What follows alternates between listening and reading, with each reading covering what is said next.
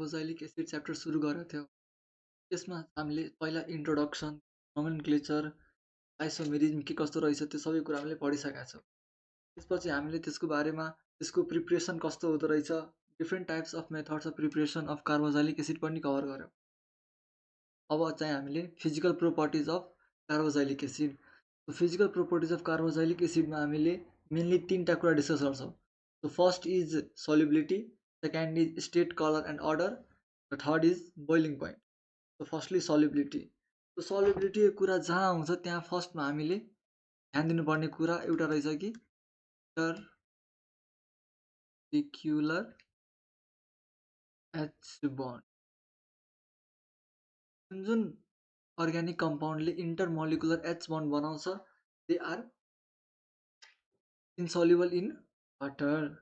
So lower member of carboxylic acids are soluble in water due to the formation of intermolecular H bond. यसमा योभन्दा पहिला अलिक यो insoluble भनिरहेको थिएँ। सो जुन जुन अर्ग्यानिक कम्पाउन्ड छ त्यो सबले इन्टरमोलिकुलर एच बन्ड बनाउन सक्छ इन वाटर, त्यो सब सल्युबल हुन्छ वाटरमा। फर इक्जाम्पल लाइक हाम्रो आरसी, यो हाम्रो कार्बोक्सिलिक एसिड भयो। अब यसले इन्टरमोलिकुलर एच बन्ड बनाउँछ इफ लाइक दिस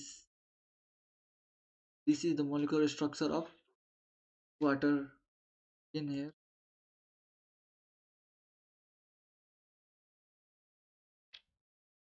पछि फेरि अर्को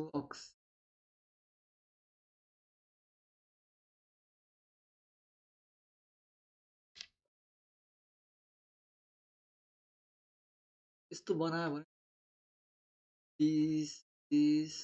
यो सबै के हो, इन्टरमोलिकुलर एच बन्ड। So यो बनाउन सक्यो भने they are soluble in water with state, color and order. The first three member are colorless liquid with pungent odor. For example, 1 carbon, 2 carbon, 3 carbon भएको सबै compound variety, smaller compounds are generally colorless liquid. These all are liquid in nature and त्यसको order चाहिँ pungent हुन्छ. The next three members are oily liquids. 4 carbon, 5 carbon, 6 carbon. These are oily liquids with a rancid water odor.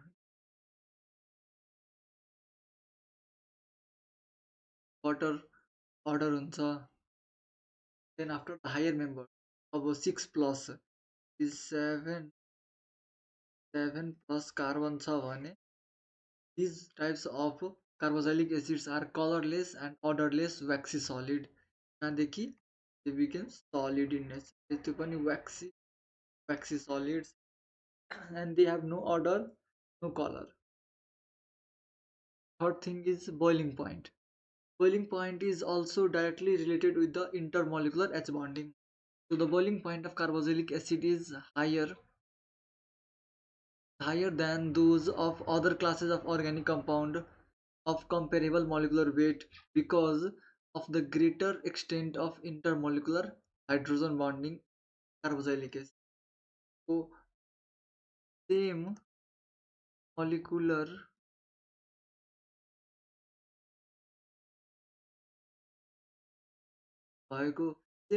weight भएको different types of organic compound like compare गर्यो भने यहाँ सब मध्ये carboxylic acid को boiling point सबसे maximum हुन्छ भने त्यसको tendency to form a intermolecular H bonding is very high.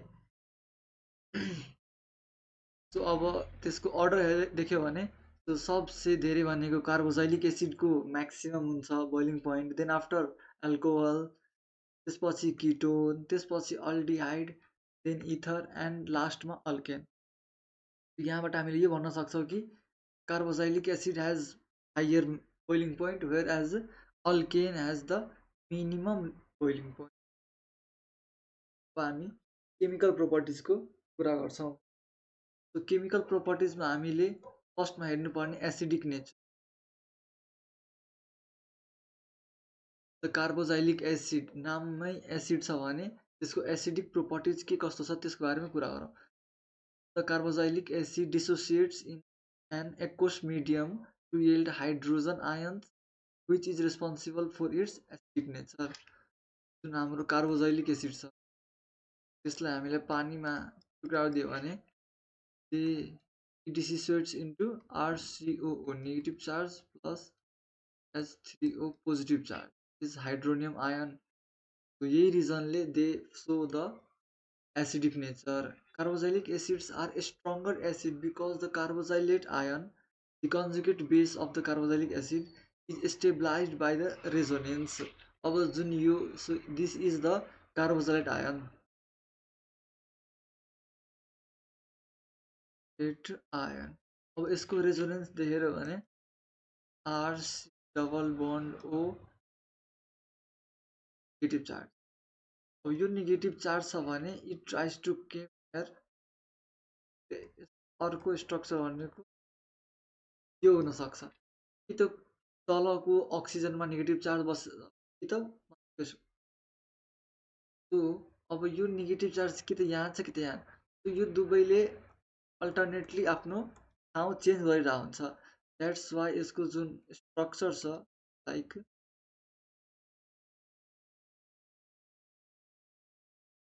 अब यो दुईटा मध्ये कहाँ बस्ने, यो यहाँ यो पोजिसनमा बस्ने कि यो पोजिसन, त्यही भएर यो बिचमा बस्छ and the partial double bond दुईटैसँग बनाउँछ. So this is the resonance.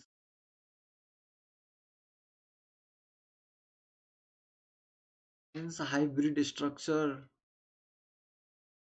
यही स्टेबल हुन रिजनले the carboxylic acids are considered as the stronger acids. Action with metals, metal oxide, metallic oxides and alkalis. यो तीनटा डिफ्रेन्ट इनअर्ग्यानिक कम्पाउन्डसँग or inorganic एलिमेन्टसँग when carboxylic acid is treated आउने result यस्तो टाइपको गर्न सक्छ. सो फर इक्जाम्पल सोडियम मेटलसँग रियाक्ट गरायो भने RCOOH प्लस सोडियम. यो रियाक्सनको बेला हामीले आउने भनेको सोडियम कार्बोजाइलेट RCOONA. Na ले यसलाई रिप्लेस गर्छ and there will be the hydrogen gas. Secondly, if RCOOH is treated with metallic oxide that is N2O, यो गर्यो भने अगेन आउने रिजल्ट भनेको RC प्लस के भन्यो भनेको H2 and O सँग वाटर दिन्छ. Second RCO carboxylic acid is treated with alkalis that is sodium oxide. हाइड्रोक्साइडसँग बनायो भने आउने रिजल्ट भनेको RCNA that is sodium carboxylate. और इफ सोडियमको ठाउँमा अरू कुनै मेटल छ भने मेटालिक कार्बोजाइलेट.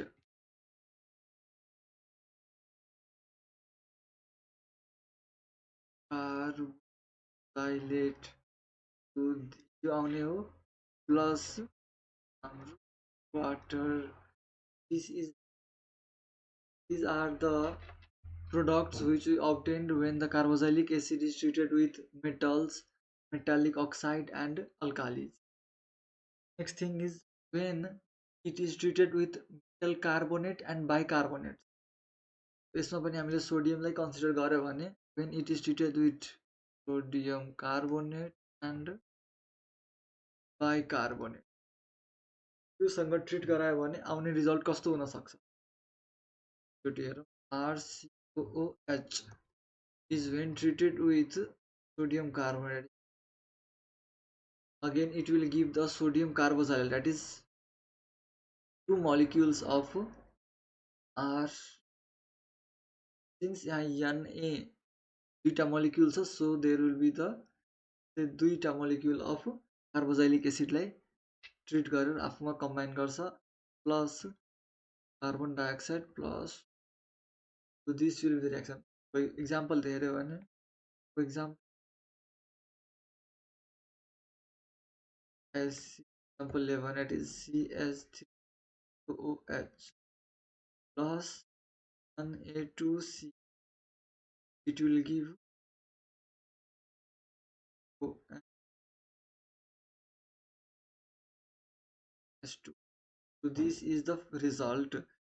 हामीले के भन्न सक्छौँ sodium acetate. Sodium acetate is the main product. Other two remaining products are CO2, that is carbon dioxide, bicarbonate. When it is treated with bicarbonate, that is RCOOH plus, treated with this, again आउने result भन्ने RCOOH S2. Result चाहिँ same नै हुन्छ. For example यहाँ पनि मैले त्यही acetic एसिडले भने just the thing will be यता HCO3 हुन्छ, but the result will be all similar.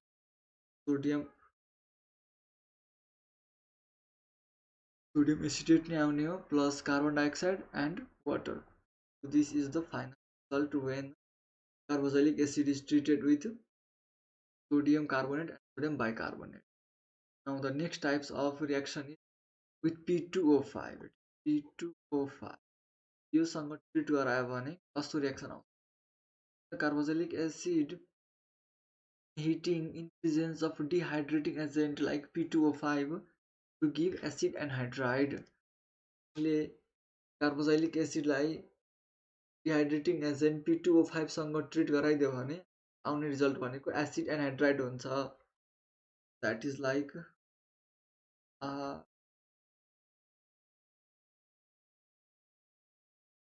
Plus other molecule OH,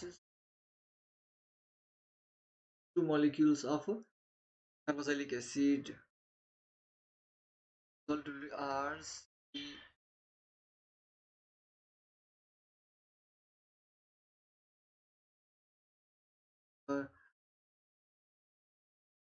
C double O functional group of acid anhydride. C O को लागि के हुन्छ भने 1H बनाइदिन्छ. The remaining are C double bond O, O, C double bond O, and this is called as the acid anhydride. Example दिएको छ acetic एसिडको. Here CH3C double bond O, OH is treated with again the acetic acid is CH3C double bond O. के छ भने 1H and 1 के बनाइदिन्छ water. बाँकी भएको CH3C double bond O, OHC double bond.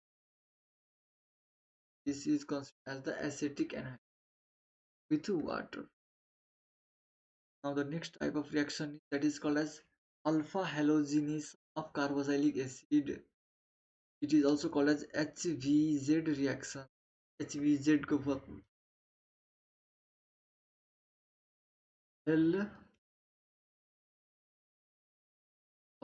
hard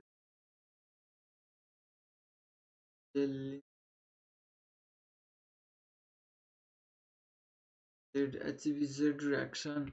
This reaction, carboxylic acid having alpha hydrogen atom. So यस्तो carboxylic acid जुन alpha hydrogen छ that will react with halogens, that is chlorine and bromine, in the presence of red phosphorus. So त्यहाँ catalyst को लागि हामीले red phosphorus use गर्छ to give the alpha halocarboxylic acid.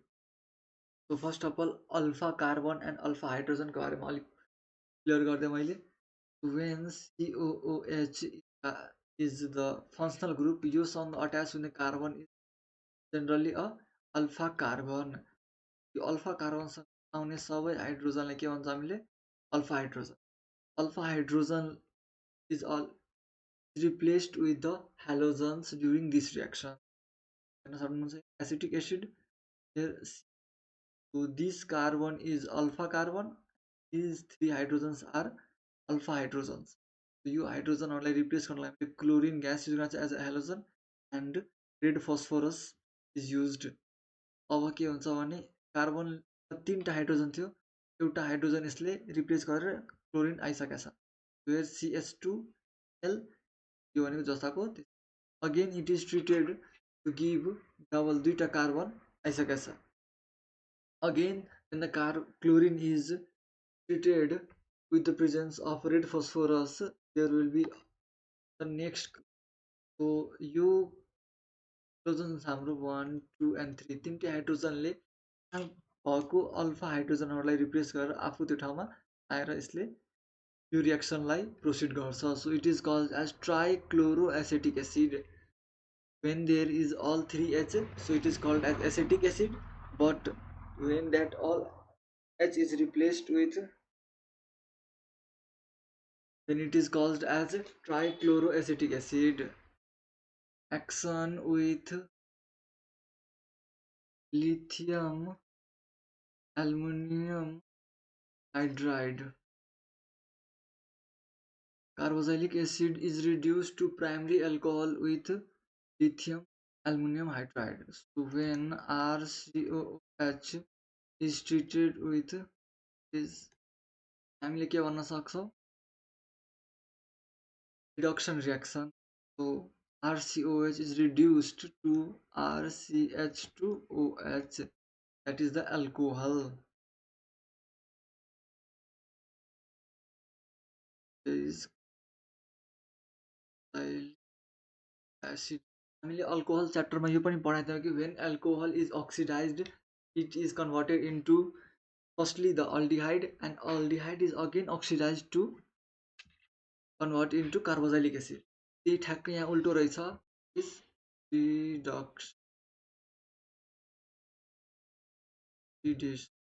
अल्कोहललाई oxidise गर्न सक्यो भने एज द आउने फाइनल रिजल्ट कार्बोक्सिलिक एसिड हुन्छ. वेयरएज हामीले कार्बोक्सिलिक एसिडलाई रिड्युस गर्यो भने आउने रिजल्ट भनेको 1 degree alcohol, that is primary alcohol. So these are the chemical properties of carboxylic acid. Now some abnormal behavior of formic acid. Formic acid has HOOH. यो कार्बनसँग there is no alpha hydrogen. त्यही भएर यसले some different types of behavior show गर्छ.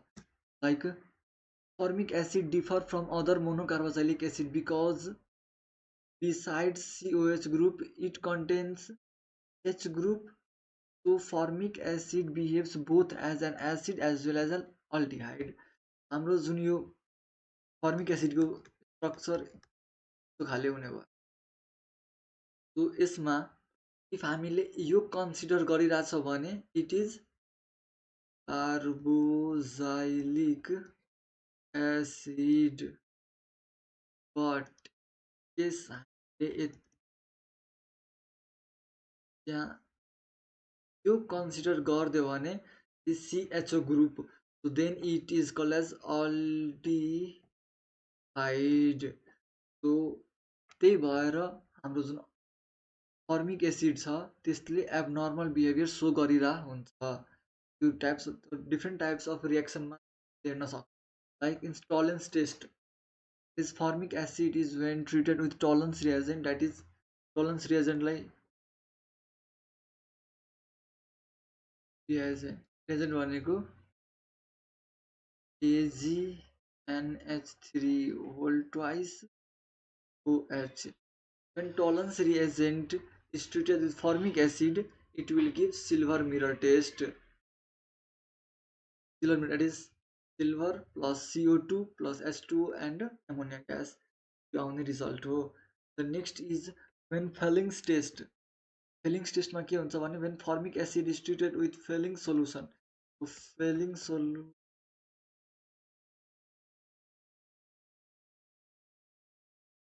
copper को presence हेर्न सक्छौं. With Felling solution, it gives red PPT of cupric oxide plus carbon dioxide and water. The next is with when formic acid is treated with mercuric chloride, is HgCl2, HCOOH plus HgCl2. So when mercuric chloride सँग treat गरायो भने it will give mercurious chloride white PPT.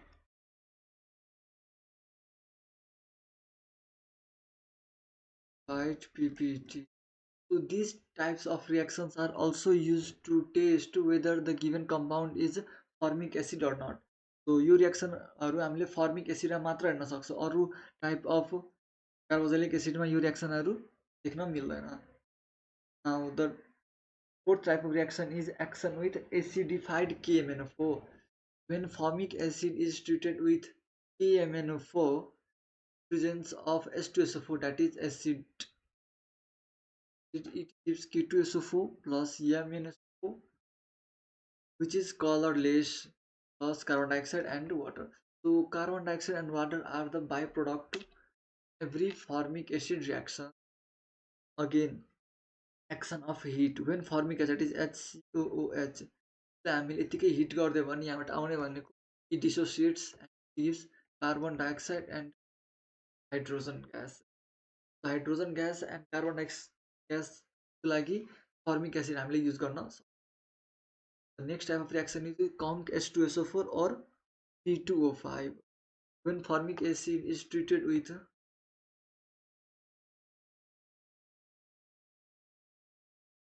or P2O5, it gives carbon dioxide plus water. The carbon monoxide and water आउने भयो from the action of conc H2SO4 or P2O5 with carboxylic acid. Not only carboxylic acid, only with the formic acid. These all reactions are considered as an abnormal behavior of formic acid. अरू कुनै पनि carboxylic एसिडले this type of reaction देखाउँदैन. This is all about the chemical properties of carboxylic acid.